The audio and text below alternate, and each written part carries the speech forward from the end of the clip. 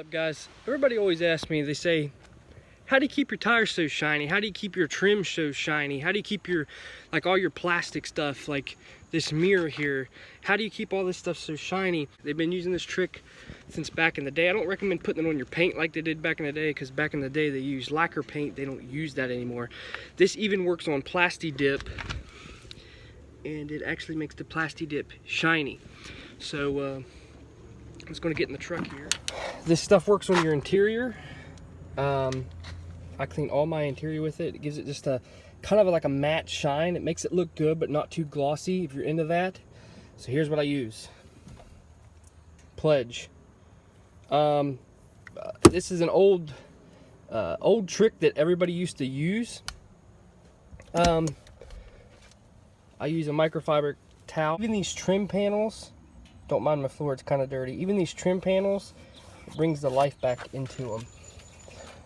Especially everybody that owns a Ram knows these fade out really bad. Instead of painting them, Pledge. So it's basically all I use. It doesn't make it slick, it gives it a new look, like it's not so faded. I use it on my door handles. People know those fade. And like I said, the mirror just gives it that new look. And you can even use it on Plasti Dip to make it shine a little bit. If you look on the back, all the chemicals and everything, it's okay. A lot of people's like, oh, it's gonna dry the rubber out in your tires and crack your dash. Actually, traditional tire shine will actually destroy your tires more than this will. This is a lot safer. So go ahead and get you some. You can get the cheap brand at Family Dollar or Dollar Store. It works just as well. It works awesome if you don't like that high gloss look.